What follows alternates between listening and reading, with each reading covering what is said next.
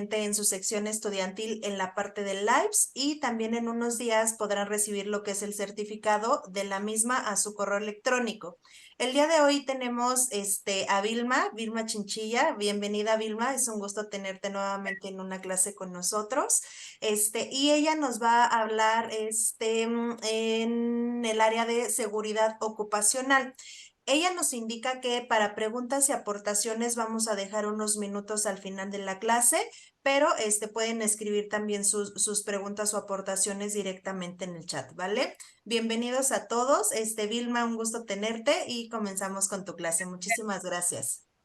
Gracias a ti. Hola a todos. Bueno, nuevamente hoy nos encontramos y vamos a hablar un poco sobre lo que es trabajo en espacios confinados. Como sabemos, pues los espacios confinados son lugares muy limitados y que no están diseñados pues para la ocupación humana de manera continua y ellos pueden pues presentar algunos riesgos muy serios para la seguridad y la salud de los trabajadores. Entonces, para hoy pues vamos a hablar un poco sobre lo que es un espacio confinado, cómo son sus características, su clasificación, qué riesgos están asociados a las actividades dentro de ellos, cómo vamos a gestionar ese riesgo, cuáles son las principales medidas preventivas para el ingreso y para los trabajos allí y un protocolo de seguridad que nos va a servir como guía a tener en cuenta, más no es, digamos, algo fijo o reglamentario. Entonces, bueno, entrando en materia, un espacio confinado. ¿Qué es un espacio confinado? Bueno, desde el punto de vista de seguridad, un espacio confinado va a ser aquel recinto que tenga aberturas limitadas de entrada y salida. Un recinto que tenga poca ventilación o la ventilación natural sea muy desfavorable, donde se puedan producir atmósferas peligrosas, ya sea por acumulación de contaminantes, de tóxicos, de sustancias inflamables o por una deficiencia de oxígeno. Y estos lugares no están destinados, como les decía, a una permanencia continua de trabajadores. También se pueden considerar espacios confinados aquellos en los cuales se puede producir, por ejemplo, una inundación o un hundimiento repentino, derrumbes. Estos espacios representan un riesgo para la salud porque puede ser por el diseño, por el tipo de construcción, por la localización, por la atmósfera que presentan, por los materiales o sustancias que éste contiene, por el tipo de actividades o procesos que se vayan a realizar dentro de él. Entonces, estos lugares también pueden estar arriba o debajo de la superficie de la Tierra y se pueden encontrar en casi todos los lugares de trabajo. Y en algunos casos no es que son lugares pequeños, sino que las entradas y salidas son con muy poco espacio.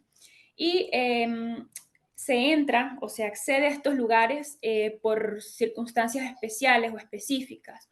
Por ejemplo, para la construcción del propio recinto, para hacer una limpieza, para pintarlo, para repararlo o para hacer una inspección de seguridad, pero son circunstancias especiales. Y bueno, lamentablemente, según los datos que nos informa la NIOSH, alrededor de 200 muertes anuales se producen en este tipo de trabajos. ¿Por qué? Porque la mayoría de ellas son personas que ingresan a estos recintos sin ningún tipo de protocolo, sin ningún tipo de medida de seguridad. Y el 60% de esas muertes son de personas que ingresan a salvar a otra que estaba allí haciendo un trabajo. Entonces son situaciones bien lamentables. Y bueno, esto, como les decía, son trabajos que pueden ser de la industria, o sea, espacios que los podemos encontrar en la industria, en la agricultura, en la minería e inclusive en actividades domésticas, como por ejemplo la limpieza de fosas sépticas, que también califican como un espacio confinado.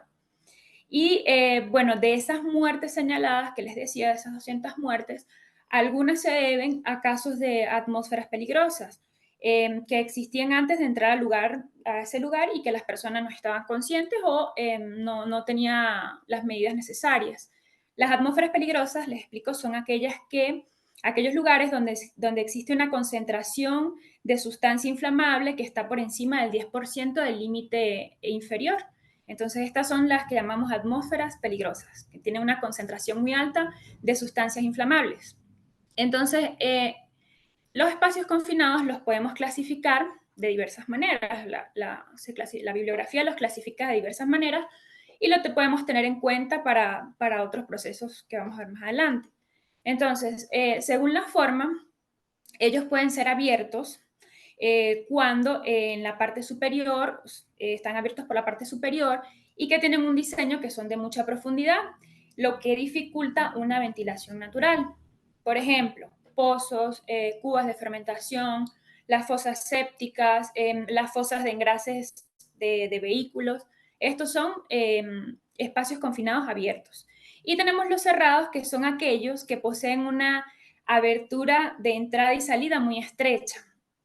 Por ejemplo, las cisternas de los transportes, alcantarillas o cloacas, los silos, tanques de almacenamiento, reactores, calderas, hornos, ductos subterráneos, etc. Entonces, hay otra manera de clasificarlos también, según la NIOSH, que va a ser en base al grado de peligro, o sea, al peligro que va a haber dentro de ese espacio confinado. Entonces, clase A es un peligro muy alto, representa un peligro inminente para la vida, porque principalmente en este espacio van a haber gases tóxicos o una deficiencia de oxígeno, riesgos de tipo atmosférico. El clase B son peligros medios, son aquellos que representan un peligro para la vida no inminente, pero que sí se pueden generar o causar algunos daños o enfermedades. Y él requiere pues que se tomen medidas adecuadas. Y estamos, el tercero es la clase C, que es un peligro muy bajo, un peligro relativamente insignificante, que no requiere que se hagan ninguna modificaciones a procedimientos ni ninguna medidas alternativas de seguridad, que no se haga ninguna modificación porque en realidad no representan riesgos muy significativos, simplemente estar alerta de ellos. Y otra clasificación podría ser según el nivel de oxígeno que hay dentro del recinto. Entonces vamos a tener el clase A, que tiene un porcentaje de oxígeno de 16% y de inflamabilidad mayor de 20% con respecto al límite inferior de explosividad detectado. El clase B, vamos a tener oxígeno entre 16 y 19.4 y la inflamabilidad entre 10 y 19. Y el clase C, entre el oxígeno va a estar mayor a 19.5% y la inflamabilidad va a ser menor a 10%. Igual, riesgo alto, riesgo medio, riesgo bajo. Entonces, esta clasificación la vamos a tener presente para elaborar las medidas preventivas en base al tipo o cómo se clasifica ese espacio confinado. Entonces, en cuanto a los riesgos que se pueden encontrar en este tipo de espacios son generalmente muy peligrosos, y por eso, pues bueno, que se necesita que se controle su entrada y su salida. Se estima más o menos que, por ejemplo, 85% de los accidentes que ocurren allí podrían haber sido evitados si el trabajador estuviera bien informado del tipo de ambiente al que va a acceder y todos los riesgos que ellos conllevan. Entonces, vamos a encontrar riesgos muy específicos y otros riesgos que son más generales o digamos un poco más comunes. Entonces, los riesgos específicos están más asociados a condiciones atmosféricas de los espacios. Por ejemplo, tenemos exposición a ambientes con una deficiencia de oxígeno. Sabemos que el aire pues, está compuesto por varios gases y entre ellos el 21% es de oxígeno, que es lo que necesitamos, digamos, para mantenernos bien, para que nuestra salud esté bien. Entonces, se considera que el nivel es bajo de oxígeno cuando es menor a 18%. Y en estos casos, pues se puede causar incluso asfixia o muerte del trabajador. Entonces, es un riesgo muy, muy delicado. Y este tipo de riesgo muchas veces se ve porque el oxígeno en estos lugares se desplaza por otro tipo de gases o porque de repente en ese ambiente se están realizando tareas que requieren consumir oxígeno, como por ejemplo la soldadura. Está el caso contrario también, que es la exposición a ambientes con mucho oxígeno, un enriquecimiento de oxígeno. Es cuando el ambiente el oxígeno, la concentración está por encima del 23.5%. Y entonces, en este caso, lo que nos puede ocurrir es aumentar las velocidades de reacción de las sustancias y eso pues implica que pueda haber incendios, que puedan haber explosiones. Por ejemplo, en un ambiente normal donde el oxígeno es de 21%, la ropa, los guantes no son inflamables por sí solos, pero si exponemos una ropa a un alto nivel de oxígeno, por ejemplo, 28%, esa ya tiene un alto nivel de inflamabilidad, se convierte en un alto nivel de riesgo de ignición. Entonces, estas atmósferas son bien delicadas en cuanto menor y mayor oxígeno. Y, por ejemplo, acá les presento una tabla. En estas pueden observar la concentración de oxígeno y las consecuencias que trae directamente, digamos, a la salud de las personas. Como les decía, 23.5% es una zona con mucho oxígeno, nos puede generar un peligro de incendio o explosión. 21% es el nivel normal. Por debajo de la salud de las personas se ve afectada. De 19.5 a 16%, la persona tiene riesgo a perder el conocimiento súbitamente, sin ningún otro síntoma que le alerte de ello. De 16 a 12 vamos a tener una deficiencia de oxígeno, se acelera la respiración, hay falta de coordinación, dificultad de atención, y en cuanto va disminuyendo, peor se pone la cosa. Cuando está por debajo del 6%, digamos que es uno de los niveles más críticos porque la persona para de respirar, empieza a tener movimientos convulsivos y si se mantiene en este sitio, en estas condiciones, por más de 6 minutos le puede causar la muerte inclusive. Entonces hay que estar bien pendiente con los niveles de oxígeno en los espacios confinados.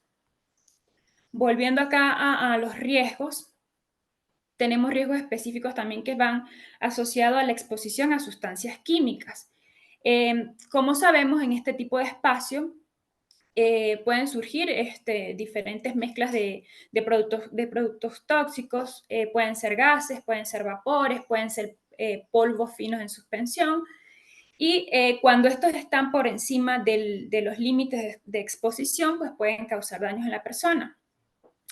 Este tipo de químicos o de vapores, de gases o estas sustancias generalmente puede ser por descomposición de materia orgánica que se genera, por ejemplo, hidrocarburos, monóxido de carbono, anhídrido carbónico, ácido sulfídrico y cualquier cantidad de sustancias químicas, pero la concentración de este es lo que determina su incidencia de daño en la persona. Entonces, mientras más expuesto esté un trabajador a estas sustancias, sin las medidas, pues más graves serán los daños. Puede causar daños al tejido, al sistema nervioso central, puede causar, producir intoxicaciones y en niveles extremos puede incluso causar la muerte. También está el riesgo de incendio y explosión por sustancias inflamables y esto se genera pues cuando se combina oxígeno con una cantidad de cierta o cierto tipo de gases y vapores inflamables. Entonces se considera que un espacio confinado es muy peligroso cuando haya una sustancia inflamable por encima del 25% del límite inferior de inflamabilidad. También hay atmósferas explosivas que se dan, por ejemplo, por polvos que son muy finos y que muchas veces pasan desapercibidos por los medidores, como por ejemplo esto ocurre mucho, por ejemplo, en los silos de acopio, donde tienen polvos orgánicos, por ejemplo, de cereales, o por ejemplo en la industria de la madera también es muy común con los polvos o el acerrín, que al mezclarse con otras sustancias son altamente explosivas. Y en algunos casos tenemos el riesgo biológico, porque hay presencia de condiciones higiénicas en esos lugares, pueden haber parásitos, pueden haber virus, fluidos o excrementos que son derivados de sustancias que se acumulan en esos lugares o que también transitan por ellos. Esto es muy común en el área de servicios públicos. Allí es donde vemos más que todo eso, por ejemplo, cuando hay trata de cloacas y ese tipo de cosas, hay mucha exposición a agente biológico. También hay exposición a la humedad, a hongos, inclusive a picaduras o mordeduras de animales que vivan allí o que pasen por ese lugar. Esos también son riesgos a los que hay que considerar. Y tenemos otros riesgos que son más generales o riesgos operacionales y que son comúnmente dados pues, por condiciones materiales en las que se encuentra el espacio. Por ejemplo, eh, puede haber un riesgo de tipo mecánico por atrapamientos, por choques, por golpes, pueden haber caídas a distinto nivel, pueden haber, por ejemplo, porque hay escaleras o las bocas de entrada son inestables, puede haber caída de objetos, contactos eléctricos y también riesgos ergonómicos, que son dados pues, por las malas posturas que adquiere el trabajador y que puede generar fatiga o también la exposición a un ambiente físico muy agresivo, donde haya altas temperaturas o bajas temperaturas, donde haya una iluminación deficiente o mucho ruido o vibraciones, eso también es muy común en espacios confinados. Entonces, sabiendo toda esta cantidad de riesgos que tenemos en ese tipo de espacios, es necesario pues hacer un sistema de gestión, hacer una buena gestión de estos riesgos aplicando pues las normas, los procedimientos que generalmente pues ya están establecidos por país de cómo se van a trabajar en este tipo de espacios, generalmente dan los protocolos o incluso algunas empresas ya adquieren el suyo, o sea, ya tienen su propio protocolo, pero respetando los límites que se imponen en estas normas, los límites de exposición, por ejemplo, a sustancias, a químicos, este tipo de limitaciones. Entonces, y todas estas normas pues las pueden tener de referencia, las nacionales como las internacionales. Entonces, para hacer una buena gestión de riesgos, lo primero que hay que hacer es comenzar determinando si los lugares se encuadran como espacios confinados, porque de repente, porque el lugar es pequeño o tal, creemos que es confinado, pero no resulta así. Hay que caracterizarlo bien y determinar si es o no confinado. Y lo segundo que hay que hacer es ver si hay manera de eliminar ese espacio confinado. ¿Cómo lo eliminamos? Bueno, modificando el diseño, modificando los procesos, modificando las dimensiones de la configuración de entrada y de salida. Podemos eliminar esas barreras o esas características que lo hacen ser un espacio confinado. En el caso de que, bueno, no se pueda eliminar ese espacio confinado, que no hay manera, que bueno, ¿qué tal? Entonces, vamos a realizar un análisis profundo de riesgo. Vamos a identificarlos, los vamos a evaluar todas las variables que generan peligro y vamos a tener en cuenta todos esos peligros que suceden en la operación normal del espacio, como en casos especiales o en casos de emergencias. Y luego de eso vamos a mesurar el riesgo, vamos a decir, bueno, este riesgo es muy alto, este riesgo es muy bajo, este riesgo es tal, para determinar qué medida preventiva vamos a aplicar en cada situación. Entonces, cuando ya sabemos dónde están los espacios confinados, qué nivel de riesgo tienen, los vamos a clasificar según el tipo, según los tipos que nombré anteriormente. Lo podemos clasificar si por su forma, lo podemos clasificar por el tipo de peligro o por el nivel de oxígeno. Y seguido vamos a hacer un inventario de ese espacio confinado. En ese inventario va a ser un documento. En ese documento, un archivito, vamos a plasmar todas las características asociadas a este espacio. La ubicación, cómo se clasifica, qué tipo de riesgo, cómo son las dimensiones, cómo es la entrada, cómo es la salida, cómo es el proceso, qué proceso ocurre en ese espacio, si de almacenamiento, qué tipo es, qué área está encargada de ese espacio, qué personal está expuesto, si está conectado o si hay energías peligrosas o líneas de flujo que van hacia él, qué actividades rutinarias y no rutinarias hay, los equipos de acceso, todo el histórico que ha ocurrido, por ejemplo, de entradas anteriores, cómo ha sido, cuáles son las mediciones de la atmósfera, todo lo que la empresa considera importante.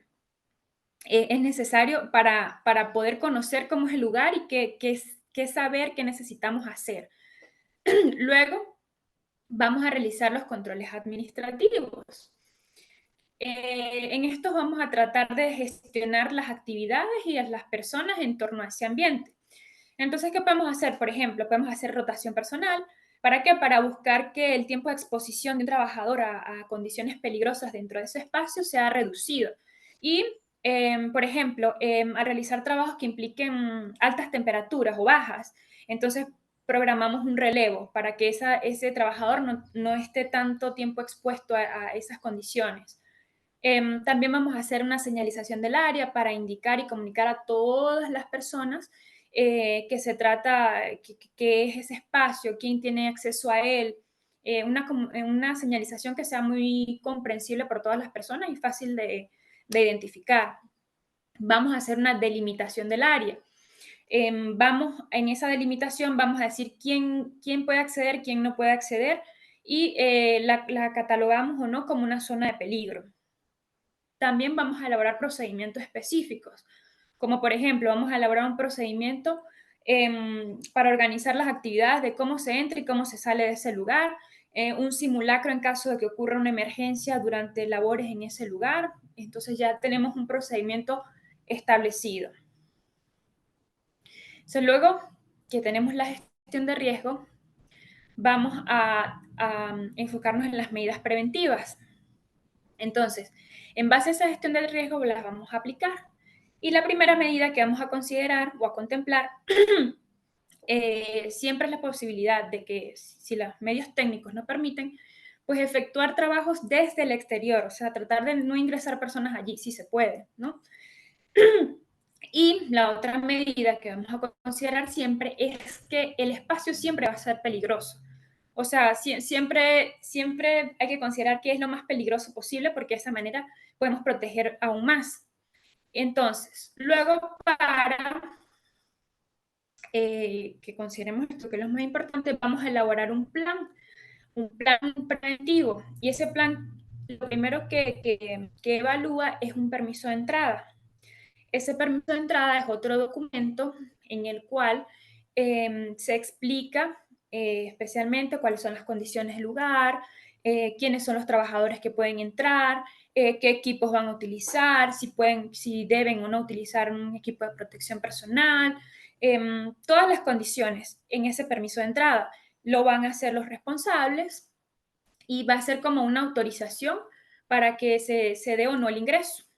Y este debe tener algunos elementos mínimos, podemos colocar los nombres, apellidos, firmas, los documentos de las personas envueltas en esa tarea, la fecha de inicio y que en la que termina la tarea, la descripción, las condiciones, los procedimientos, cuáles son los riesgos, la verificación de las mediciones atmosféricas. Acá les presento un ejemplo. Esta es una guía de cómo se hace un permiso de entrada. No siempre es así, como les digo, depende del país, depende de la empresa, se agregan o se quitan más informaciones, pero básicamente es eso, una ficha tipo un checklist que nos especifique las informaciones más importantes que se debe tener en cuenta que quede asentado, para que quede asentado sí, toda esta documentación, para que quede como un registro para la empresa y sea algo que garantice la seguridad de ambos lados. Y bueno, luego también se debe hacer un aseguramiento del espacio confinado. Antes de entrar al espacio, pues es necesario que nos aseguremos de todos esos factores externos que influyen en las actividades que allí se puedan dar. Por ejemplo, sistemas de energía, herramientas, válvulas, en general, todo aquello que me pueda generar o causar algún efecto en ese espacio.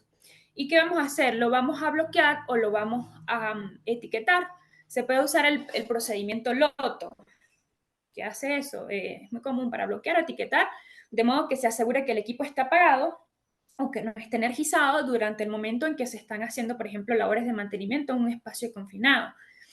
Y bueno, alrededor de esa zona, pues también de la zona de entrada, pues debe haber señalización, evitar lo más posible de que sea una zona obstruida, ¿no? Que sea una zona bien despejadita, bien ordenada, bien organizada, que estén solamente las personas autorizadas.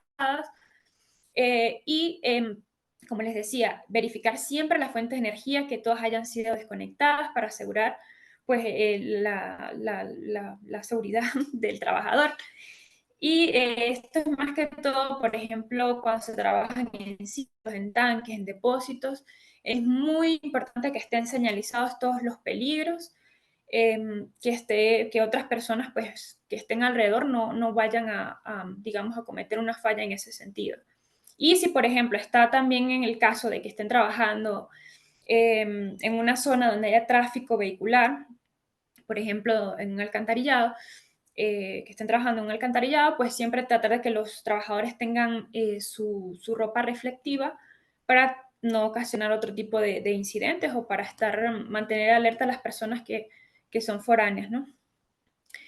Y luego vamos a hablar en este programa de la medición y evaluación de la atmósfera. En esta, como les decía, siempre hay que asumir que en este tipo de espacios la atmósfera es peligrosa, o sea que vamos a encontrar una atmósfera que tiene muchos tipos de sustancias, tipos de concentraciones que podemos o no conocerlas. Entonces, siempre mentalizarnos que ella es peligrosa. Entonces, como es peligrosa, pues lo más obvio es hacer una medición que nos indique que los grados o la concentración de esas sustancias para así determinar el riesgo. Entonces, para ello, pues se utiliza instrumentos adecuados, generalmente aquellos que tengan lectura directa, que me diga de una vez automáticamente el valor, ¿no?, de la concentración de X sustancia. Y esto se hace siempre antes y durante los trabajos en los espacios confinados, para monitorear pues si hay alguna variación en la atmósfera que de repente surja y me pueda causar algún efecto en el trabajador. Y bueno, este tipo de mediciones siempre las debe llevar a cabo una persona que conozca el equipo, que esté familiarizado, que sepa cómo funciona. Si se puede, o sea, realizarlo desde el exterior, y si no se puede realizarlo desde el exterior, pues ir avanzando gradualmente, no introducirnos directamente a medir, no, ir gradualmente haciendo las mediciones necesarias y de una manera controlada. Los equipos, estos equipos, pues bueno, ellos tienen diferentes sensores que identifican si es un gas, si es un vapor, y en el mercado hay infinitos modelos. Hay diferentes que son incluso algunos portátiles, que son los más recomendados, que ellos miden el oxígeno, por ejemplo, miden monóxido de carbono, dióxido de carbono, ácido sulfídrico, amoníaco o compuestos orgánicos volátiles. Y pues bueno, se recomienda siempre pues que al momento de elegirlos pues sean equipos que tengan alarmas, que son por lo menos en los personales, ¿no?, que tengan algún tipo de alarma que me indique la presencia o si sobrepasa el límite de algún tipo de sustancia. Y bueno, como les decía, todos estos equipos pues van a ser seleccionados primero en base al tipo de gases, al tipo de vapores, al tipo de sustancias que tengamos. Y pues, bueno, que siempre cumplan con los estándares o los requisitos que imponga la ley. Y siempre pues también teniendo en consideración pues las recomendaciones de los fabricantes o las recomendaciones que nos hace el fabricante de X sustancia en caso de que sean químicos, por ejemplo. Y bueno, como les decía, pues se requiere que el equipo sea de lectura directa, que tengan alarmas, que el trabajador sepa en caso tal, que tengan protección contra interferencias electromagnéticas o de radiofrecuencia. Y bueno, existen muchos tipos. Los principales es el monogás, que son para gases específicos. Está el de oxígeno, que mide la concentración de oxígeno en el aire. Están los de gases o vapores combustibles, que me determinan el nivel de explosividad. Están los multigas, que estos miden más o menos la mayoría entre 4 y 5 gases, los más comunes o los que necesita la empresa. Y para el funcionamiento de esto siempre se le realizan pruebas que son la funcional, pues para saber si realmente está midiendo una concentración determinada de alguna sustancia. También se hacen pruebas de calibración o del ajuste de los sensores, eso en caso de que dé algún error o en caso de que el equipo como tal lo requiera cada cierto tiempo, igual que el mantenimiento, pruebas de mantenimiento. Y bueno, en cuanto a la ventilación es muy importante. Y bueno, la finalidad es que siempre en este tipo de ambientes pues haya aire respirable, que sea de calidad y También pues, puede ser usada ventilación para dar un confort térmico a la persona que está allí, ¿no? Bueno, como regla general, siempre, siempre, siempre se debe preferir la ventilación natural, pero como les decía antes, la mayoría de estos espacios pues es escasa de ventilación natural, entonces hay que recurrir a una ventilación forzada. Em, y esto pues recurrimos a ella pues cuando el límite explosivo inferior de vapores inflamables está por encima de los límites permitidos, cuando hay atmósferas que tienen mucho oxígeno, cuando se trabajan con emisión de contaminantes como químicos, polvos, vapores, que puedan generar un ambiente tóxico. Allí, en esas circunstancias, vamos a usar ventilación forzada. Casi siempre se usa. Y bueno, puede ser de dos tipos, la ventilación forzada. Puede ser de dilución. En este caso, se empuja el aire fresco a las áreas y se diluye la contaminación, o puede ser también de extracción localizada. Vamos a sacar el aire contaminado para que no se mezcle con otros polvos, como neblinas, humos o otras sustancias que lo haga peligrosa. Y luego se extrae allí de ese sitio y se utiliza pues cuando hay, por ejemplo, muchos humos por soldadura o por otros tipos de químicos que estén muy presentes. Entonces, independientemente de cualquiera de estos dos que utilicemos, incluso se puede usar combinado, se usan los dos tipos de forzada combinada, cuando, por ejemplo, requerimos adecuar el espacio confinado muy rápidamente para hacer un trabajo rápido y que no hay tiempo de evaluar la ventilación natural, entonces podemos utilizar las dos para adecuarlo rápidamente, pero son casos de casos. Y cuando, bueno, independientemente de cualquiera que usemos, si sea una u otra o combinada, es importante que tengamos presente que la ventilación siempre tiene que abarcar todos los puntos del espacio confinado, o sea, toda la zona, sin olvidar pues las zonas más bajas de este. El aire que se introduzca al recinto debe ser realmente respirable y debemos constatarlo, debemos estar seguros de ello.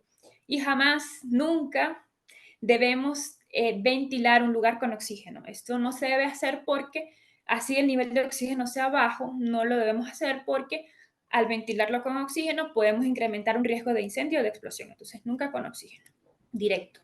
Y siempre también, como regla general, comprobar que realmente la ventilación esté sirviendo antes de ingresar yo a un trabajador allá adentro.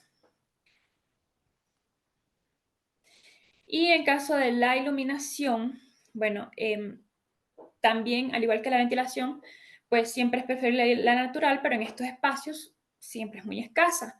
Entonces vamos a tratar de ingresar allí equipos de iluminación que sean acordes, que sean adecuados a los riesgos que hay. Casi todos o la mayoría que se utilizan tienen protección intrínseca, perdón, y algunos tienen accesorios blindados, o sea, dispositivos pues que me limitan la potencia o energía que se transmite. Y esto pues para minimizar que hayan fugas de electricidad o que haya algún tipo de fuente de ignición. Ellas en el mercado también hay infinitas variedades, pueden ser con cable, pueden ser inalámbricas, y hay otras inclusive que son de bajo voltaje, de 12 voltios más o menos, y son muy útiles, por ejemplo, en casos de que el lugar sea muy húmedo o que, bueno, en lugares húmedos pero no explosivos. Entonces vamos a elegir la iluminación de acuerdo a los riesgos, de acuerdo a las características del lugar. Y en cuanto a la comunicación, esto es muy importante, porque siempre se debe contar con un procedimiento de comunicación, sea verbal, sea con un silbato, sea con una cuerda que se tensione cada cierto tiempo, con golpes a elementos transmisores de ondas, con radios, algún tipo de comunicación. Pero este tipo debe ser de mutuo acuerdo, todos los deben conocer, todos deben estar conscientes de ello, que sea fácil de entender, que sea ágil. Y esto pues que sirve pues para reportar cómo está el lugar, reportar normalidades o reportar eventualidades o reportar cualquier tipo de emergencia, pero siempre un código de comunicación que todos conozcan, que sea sencillo y que sea muy entendible. Y en cuanto a los equipos de protección personal, bueno, em, el acceso a estos lugares, pues, como ya les dije, nos genera riesgos.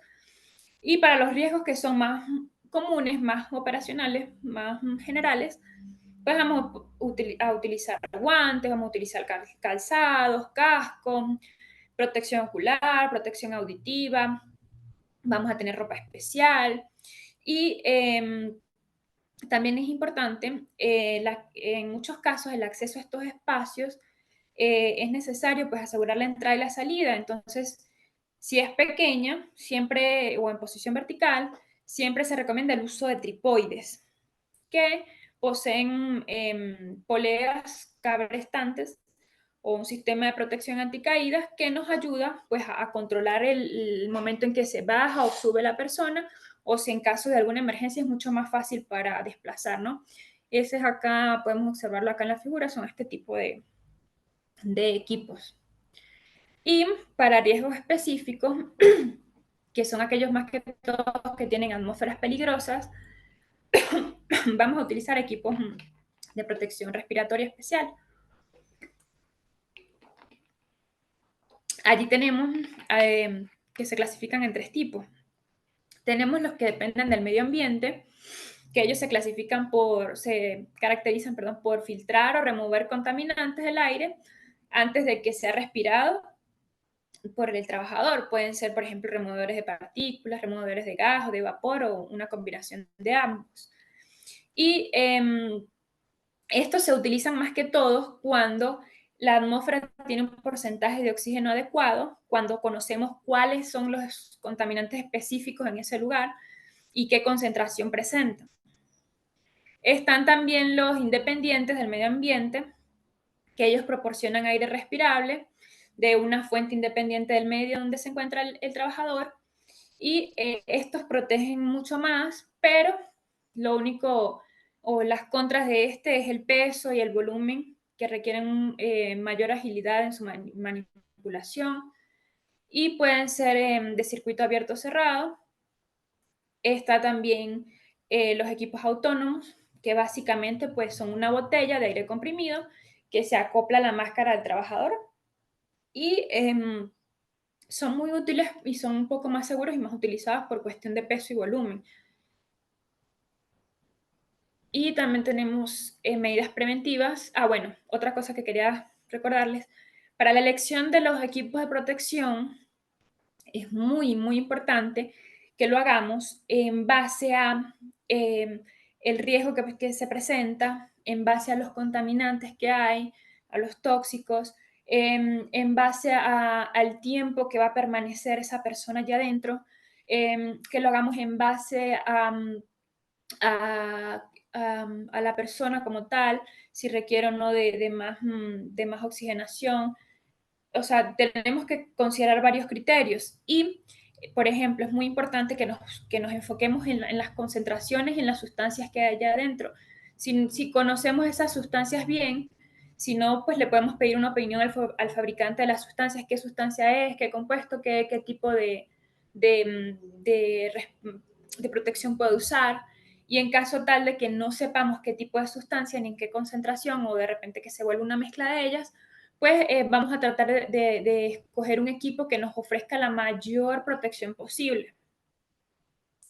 Bueno, entonces, en cuanto al equipo humano y a las herramientas, bueno, mientras se permanezca en el interior del recinto, siempre va a ser necesario que haya un equipo de apoyo allí cerca. Y bueno, se recomienda que estén por lo menos formados por 2 personas y que tengan pues obviamente una capacitación, una formación. Entonces vamos a tener un vigía de seguridad, tiene diferentes nombres, pero vamos a colocar vigía de seguridad, que es una persona que se encarga de verificar que se cumplan todos los protocolos, que sepa cómo son todas las, o sea, que tenga capacitación, que haga mediciones antes de entrada, que esté consciente de qué hay allá adentro, de cómo está la ventilación. Él va a vigilar que todas las condiciones estén necesarias para que la otra persona entre. Luego tenemos al trabajador que va a entrar, que es aquel que va a realizar las tareas allá adentro. Él también debe ser consciente de los riesgos que hay, debe ser consciente de los equipos que lleva, debe ser consciente de los protocolos de seguridad en caso de evacuación, en caso de una emergencia. Y tenemos a un rescatista o brigadista, esto es muy importante. Él debe estar disponible pues para apoyar en cualquier caso de emergencia y es muy importante pues que sea una persona formada, que haya participado por lo menos en algún simulacro, que sepa qué hacer en un caso de emergencia, que sepa cómo actuar y bueno, les va a estar siempre allí de soporte. También se recomienda que durante, o sea, las actividades que se vayan a realizar dentro del espacio confinado, que hayan por lo menos 2 personas. ¿Por qué? Porque, bueno, agiliza el trabajo, uno cuida al otro, están pendientes, mientras uno trabaja, el otro está pendiente de las mediciones, de la atmósfera. En caso tal de una emergencia, uno puede ayudar al otro, puede dar aviso, puede socorrer. Entonces, siempre se recomienda que si el espacio lo permite, entren 2 personas por lo menos. Si no, bueno, tener el equipo de apoyo arriba, afuera, pero siempre que se pueda, pues tener al menos dos en el espacio confinado. Y en cuanto a las herramientas de trabajo, va a ocurrir igual que en la iluminación. Necesitamos herramientas específicas para el tipo de espacio. Una herramienta que no sea, que sean equipos antiexplosivos, que estén aptas para trabajar en humedad, que no sean conductoras eléctricas, que sean blindadas, que estén blindadas, o sea, que estén aptas para trabajar allí. Y siempre que sea posible, pues es preferible utilizar herramientas neumáticas en vez de eléctricas. Pero esto dependerá mucho del tipo de espacio o de los riesgos que estén presentes en ese espacio.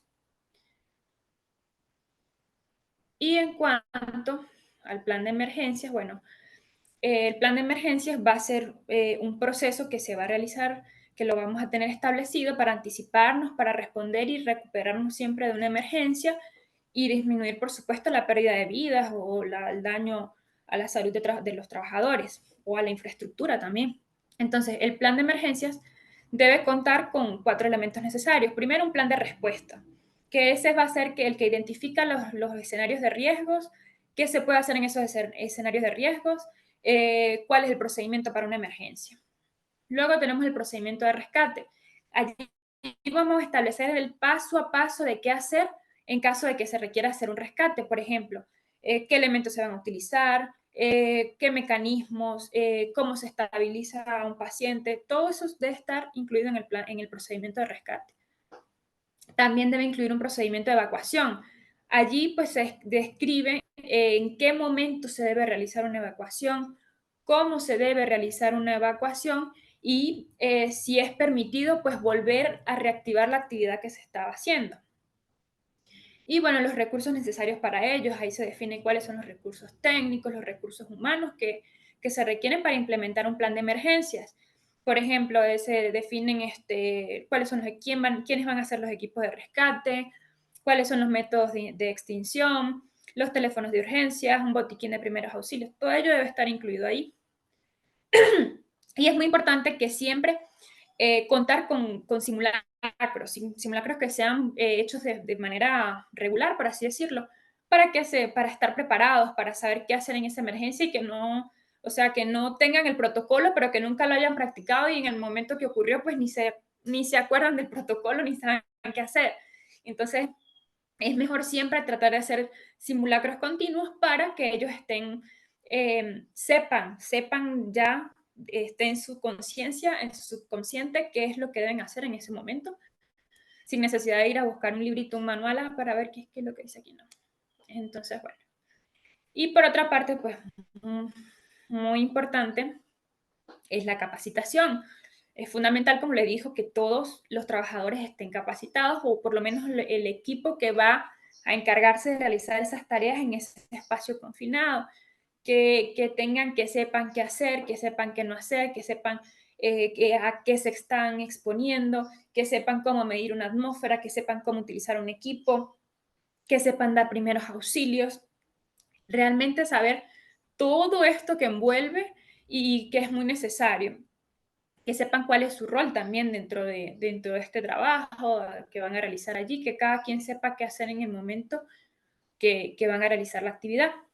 Y en cuanto a los controles de salud, también son muy importantes. ¿Por qué? Porque antes de que un trabajador entre allí, así él esté dispuesto, así él sepa hacer la tarea, pues es necesario saber si él está predispuesto, por ejemplo, a algún tipo de condición médica, algún tipo de condición clínica o psicológica, por ejemplo, que tenga miedo, que sea claustrofóbico. Eso hay que tomarlo en cuenta.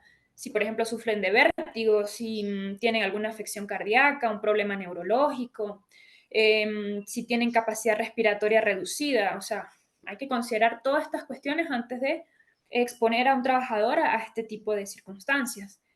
Y en el caso, por ejemplo, de que se presenten riesgos biológicos, pues siempre se debe tratar pues de hacer, siempre que el médico, claro, lo avale, un médico, siempre se deben hacer, por ejemplo, planes de vacunaciones para prevenir cualquier enfermedad o cualquier virus, cualquier cosa, ellos estén inmunizados, pero eso siempre que un médico especializado pues lo recomiende, pero se puede tener allí presente. Y bueno, en cuanto al protocolo de seguridad, como les dije, no es un protocolo fijo, pero son puntos claves que hay que tener en cuenta al momento de realizar un trabajo en un espacio confinado. Entonces, lo primero que hay que hacer, o antes de ingresar al espacio confinado, antes de hacer la tarea, hay que programarla. Primero, hay que planificarla lo más posible para que salga todo perfecto. Entonces, ¿qué hacemos primero? Bueno, vamos a hacer un análisis de riesgo, vamos a clasificar, identificar el espacio confinado, clasificarlo, vamos a designar el personal que esté capacitado para hacer esas labores, vamos a inspeccionar los equipos y herramientas de trabajo, vamos a verificar que se cuente con un plan de emergencia, con un plan de rescate, con un plan de formación para los trabajadores, que se disponen de los equipos y procesos de comunicaciones necesarios, que se comprueben la situación de la ventilación, si hay que hacer un diseño de ventilación, que se cuente con los equipos de monitoreo de las atmósferas presentes, si requiere de equipo de protección personal o cómo están esos equipos, definir todo un proceso de trabajo, bloquear y etiquetar las fuentes de energía peligrosa que pueden existir, cómo se va a hacer, en qué momento se va a hacer. Y luego, durante los trabajos, pues bueno, primero hay que validar que se haya activado y desactivado todo el control de acceso a ese espacio confinado, hay que verificar que el área esté toda señalizada y demarcada, comprobar las atmósferas, que es muy importante, comprobar los niveles de oxígeno, de cualquier otra sustancias presentes. Hay que hacer esta comprobación antes y durante el trabajo, hacerlas mientras está allí, monitorear constantemente. También hay que comunicarle, obviamente, los riesgos a los trabajadores y qué hacer en caso de emergencia. Hay que verificar que cada trabajador sepa cuál es su rol, qué hacer, qué no hacer. Y también hay que comprobar pues, que se realicen, en caso tal de ser necesarias, rotaciones y descansos. Y después de que se haya realizado todas las tareas allí en el espacio confinado, pues se verifica y se hace una inspección de que se hayan cerrado todas las tareas, de que todo se haya culminado bien, que se recojan todos los elementos, todos los equipos, todos los residuos. Se asegura que se haya retirado todos los dispositivos de bloqueo y etiquetado y se restablecen todas las fuentes de energía que hayan sido cortadas. Se confirma que las condiciones del control de acceso se activen o se desactiven según aplique. Se verifica que se hayan levantado todas las señalizaciones y demarcaciones que se hicieron previamente y también pues se comprueba que se cierran los permisos de trabajo y la documentación. O sea, se verifica que ya ese documento está cerrado.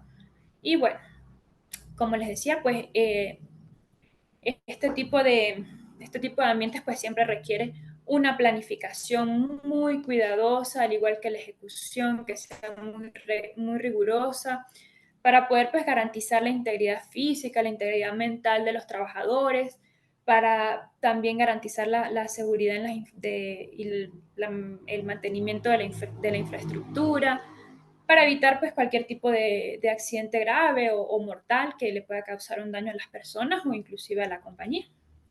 Y bueno, si tienen alguna pregunta por acá.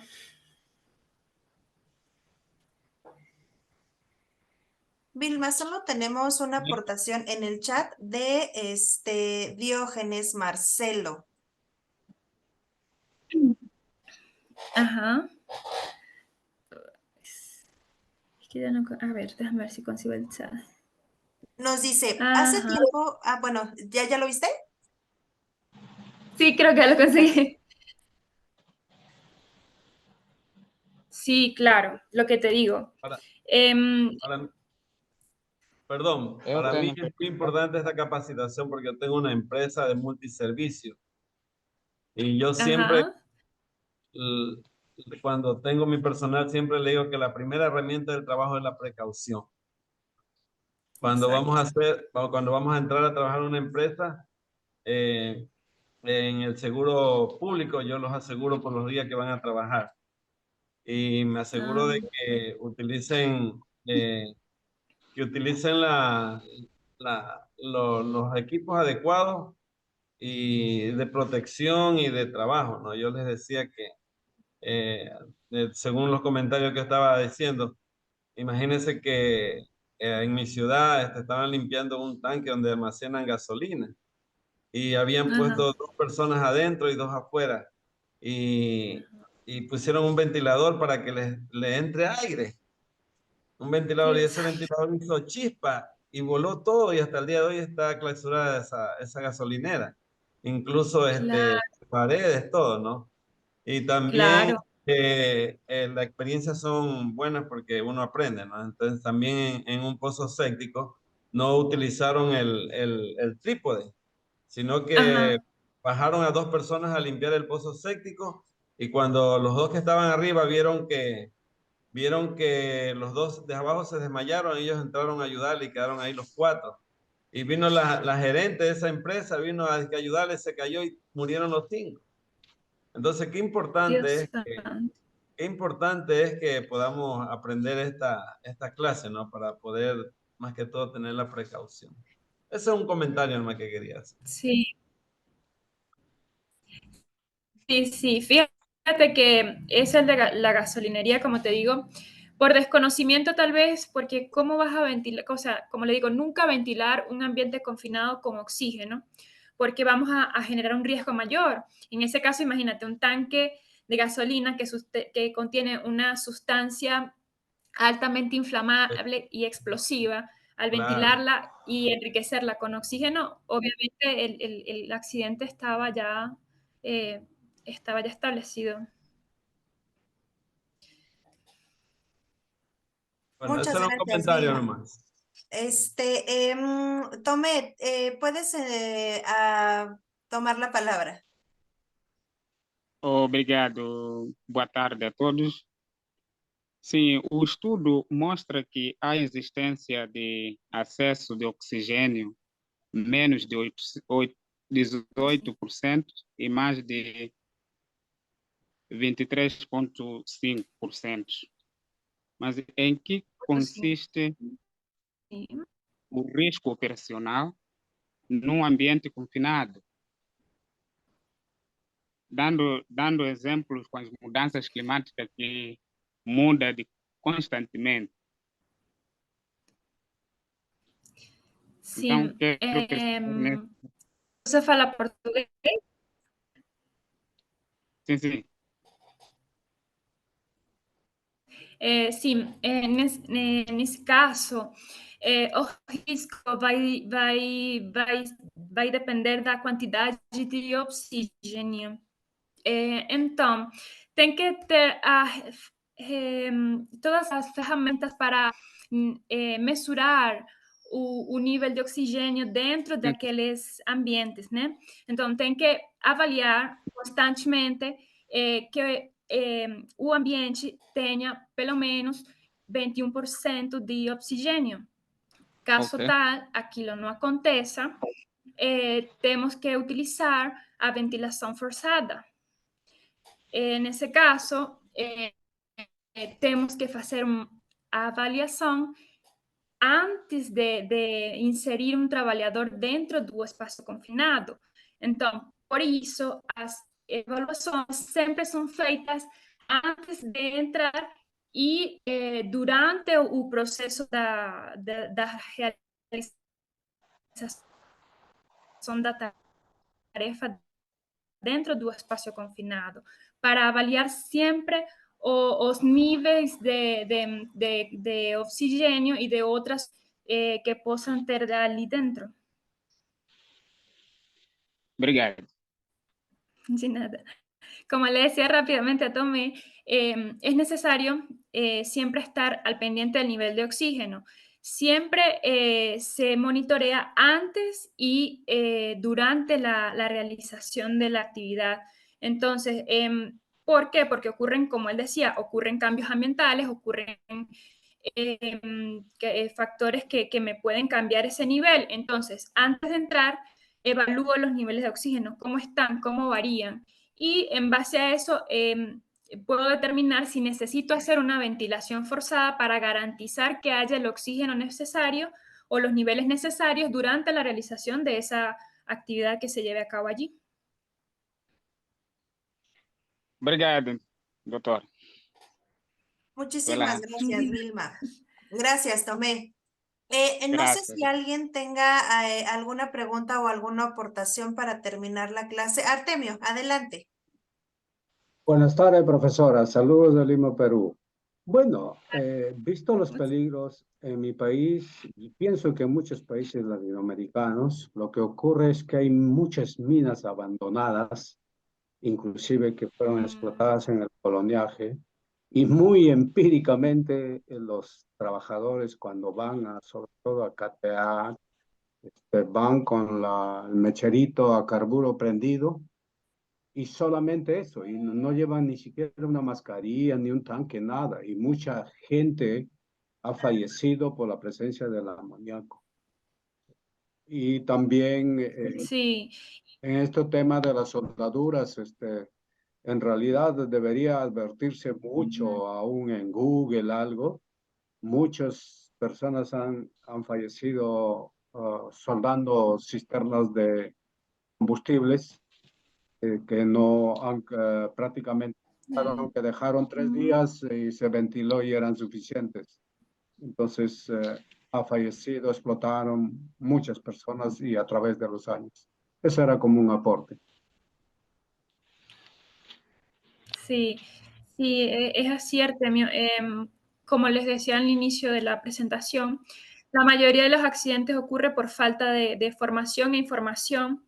Las personas no están conscientes del riesgo que tienen, al que se están exponiendo, y muchas veces por creer que es una actividad sencilla o que de repente otras personas las hacen y no pasa nada, se exponen. En el caso de la minería, ocurre muchísimo, incluso cuando las condiciones son controladas es difícil. Muchas veces, imagínate cuando no se preparan, cuando no tienen una protección adecuada, cuando no son conscientes. Es por eso que se dan la mayoría de los accidentes. Y ocurre también muchas veces por el desconocimiento también de las sustancias o de los gases que están presentes allí. Con el amoníaco es muy común, con el ácido sulfídrico es muy común, con el dióxido de carbono es muy común, y son gases que no te dan tiempo ni siquiera de correr, por así decirlo, porque en cuestión de segundos te matan. Entonces, hay que tener muy presentes, hay que estar muy, muy alertas y tener pues las condiciones, y en caso tal de ser empresarios, pues brindar esas condiciones necesarias para que no ocurran estas desgracias. Muchísimas gracias, Vilma. Gracias, Artemio, por tu aportación. Entonces damos por finalizada lo que es tu clase, Vilma. No sé si quieras decir algo más. Bueno, no, si tienes alguna otra pregunta, muy agradecida por vernos hoy nuevamente. No, muchísimas gracias a ti, Yo Vilma. quería decir algo. Mire, normalmente, por ejemplo, hay poca inducción en las pequeñas empresas. Y bueno, en el lugar que yo trabajo algo, yo siempre empiezo preguntándole como digamos, a hacerle pensar en grande. Le digo, oye, las manos no tienen repuesto. ¿Cuánto cuestan los Sí, pies y la vida? Entonces le digo, mira, tú estás sí, manipulando, ejemplo, una chancadora que nosotros manipulamos es 25 toneladas. Si solamente la cadena tiene una fatiga, y se quebró mientras tú estabas operando, adiós los dos pies y no solo de ti, de los otros más. Entonces, yo pienso que el tema es sensibilizarlos, porque yo vi una compañía americana en Perú en el cual trabajaba mi hermano, y todos los martes los reunían así como en un círculo a todos los trabajadores y les daban así una inducción. Inclusive los choferes toditos que estaban ahí paraban exclusivamente para hacerle la inducción. Y eso es muy importante, pienso, hacerles tomar conciencia, ¿no? Porque efectivamente, como usted dijo, claro, uno dice, no, ya lo soldó el tanque, no pasó nada, sí, claro, soldamos el segundo. Y Se el cliente dice, Sí, eso, la sensibilización fuerte. Muchas gracias. sí, exacto. La concientización de los trabajadores. Y bueno, eso lo vimos en las charlas, en el tema de charlas de seguridad, que es a través de ella más que todo que se puede sensibilizar a los trabajadores y que con una charla de 5 minutos tú puedes cambiar la mentalidad fácilmente o insertar esa sensibilización en el cerebro de todo lo que puede pasar o cómo reaccionar o cómo hacer o qué no hacer. Y son 5 minutos que le pueden salvar la vida, le pueden salvar el miembro a una persona, que le pueden salvar incluso costos a la compañía, todas estas cuestiones que están detrás y que muchas veces no nos paramos a verlas. Muchas gracias, Vilma. Entonces damos por finalizada lo que es la clase. Gracias, Artemio, por tu aportación. Vilma, un gusto tenerte. Gracias por compartir lo que es tu experiencia. Nos estamos viendo en una siguiente clase. Gracias a todos los que estuvieron conectados. Les mando un abrazo fuerte y nos estamos viendo en otras clases. Hasta luego. Hasta luego, gracias. Bye, bye.